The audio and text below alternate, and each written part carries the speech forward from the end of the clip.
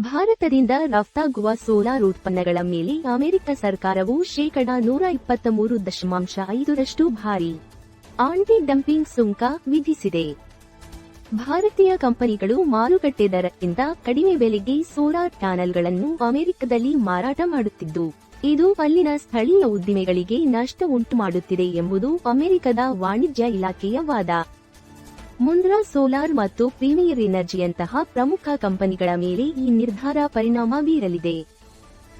ಭಾರತ ಸರ್ಕಾರ ನೀಡುತ್ತಿರುವ ಸಬ್ಸಿಡಿಗಳಿಂದಾಗಿ ಅಗ್ಗದ ದರ ಸಾಧ್ಯವಾಗುತ್ತಿದೆ ಎಂದು ಅಮೆರಿಕ ಪ್ರತಿಪಾದಿಸಿದೆ.